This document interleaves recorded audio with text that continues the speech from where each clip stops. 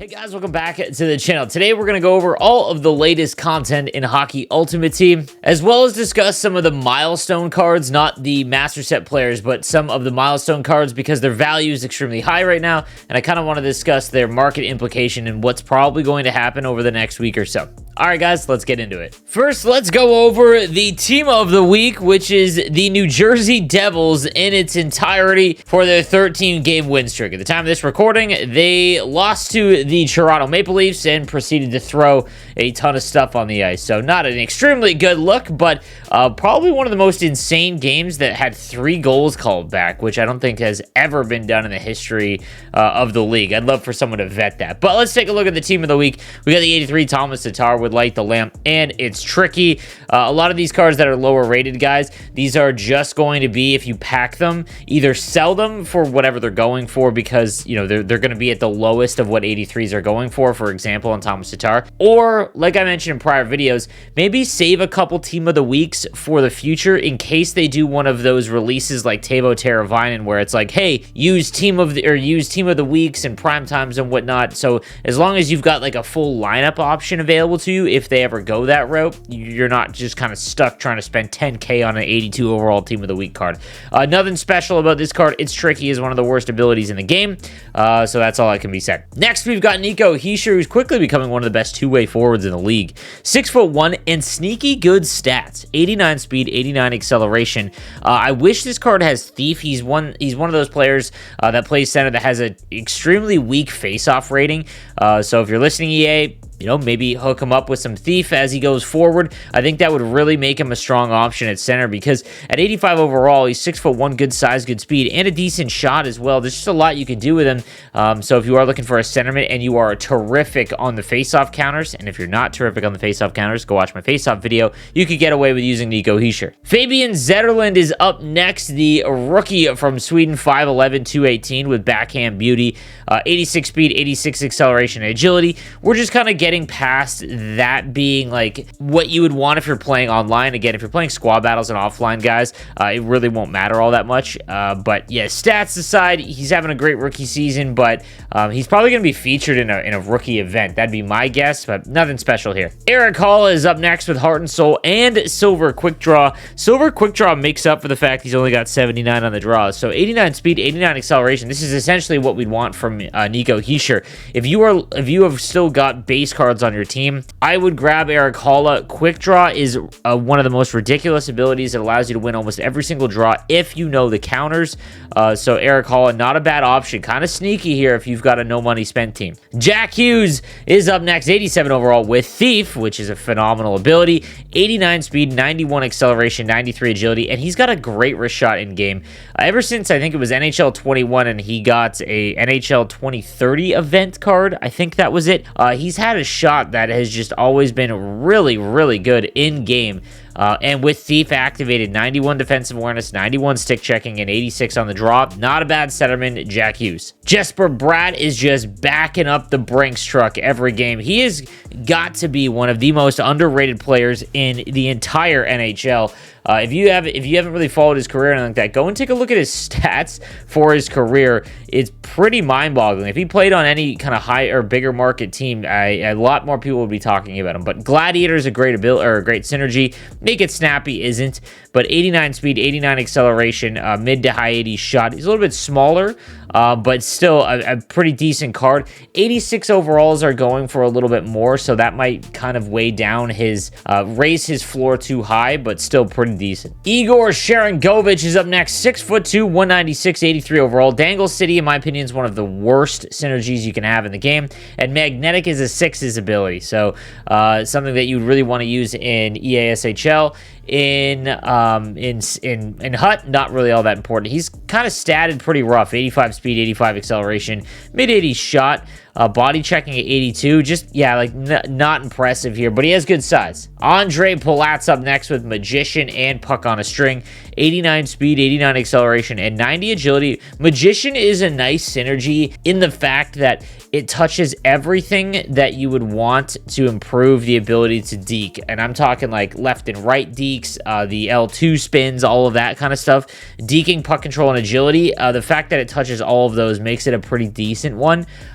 which would actually make him pretty mobile, to be honest with you. But again, he's probably going to go for the bare minimum. Dawson Mercer gets Gladiator and Crease Crasher. Again, too slow to really utilize at this point in the game unless you're trying to build a, an all Devils team. Miles Woods, an 83 overall with 6'2", 194 with Gladiator. Great body checking, up at 88, 86 speed, 86 acceleration.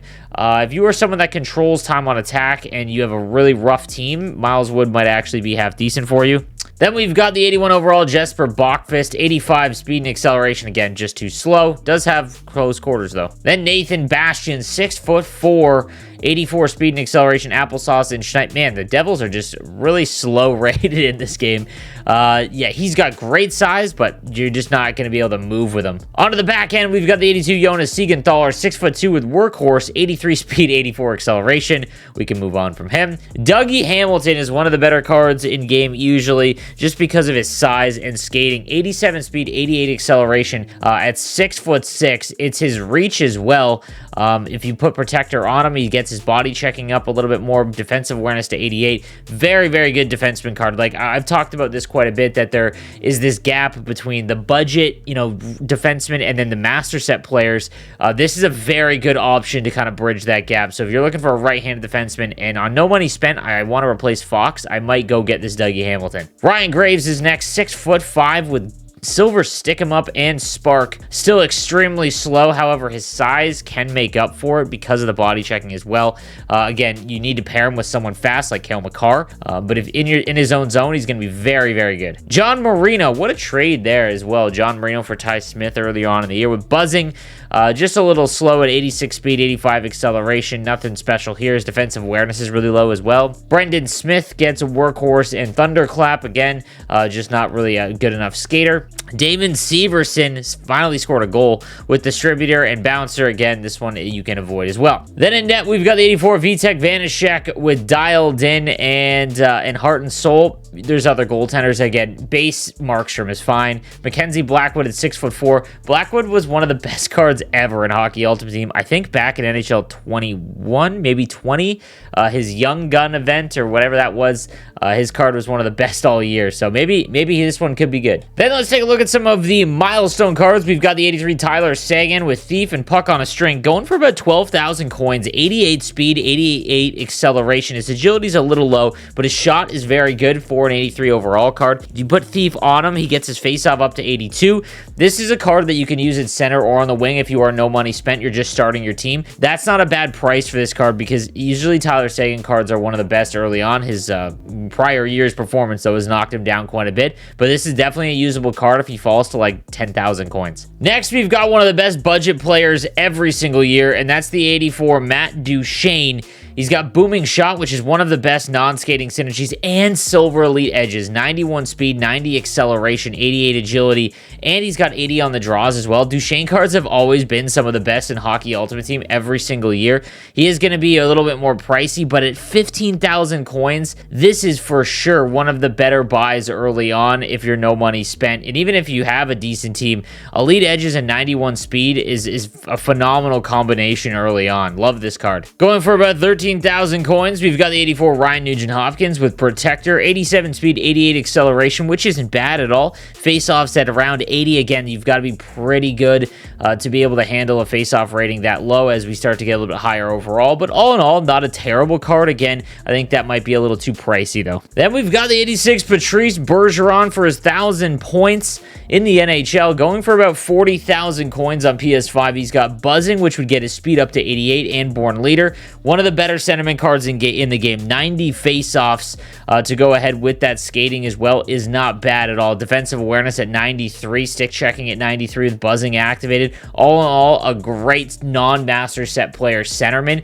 He is going to stay around that 40k price, but if he ever drops, I mean, even at that price point, that's not terrible at all, especially if you're looking for someone, let's say you have a very good team, you have Jared McCann, you've got maybe Mika Zibanejad, for example. Having him in the bottom pairing for your penalty kill, things like that, is pretty impactful. So Patrice Bergeron is always one of the better centermen in game. And then finally, we've got the 89 Cale Makar with Heart and Soul, Puck on a String, and Tape to Tape. The abilities, not huge on, but 95 speed, 95 acceleration, as well as 95 deking and 94 agility. I've talked about him all year round. His card has felt incredible, especially if you are someone that goes for tips, because you're able to create time and space at the point with his skating ability. 92 defensive awareness, 93 stick checking. This is one of the best right-handed defensemen in the game that you can get right now, and that obviously has a pretty big impact on his X-Factor card as well. This is one of the X-Factor cards that I think, no matter what, is worth upgrading the entire year to get up to his highest tier, which would then allow you to trade it in at the Team of the Year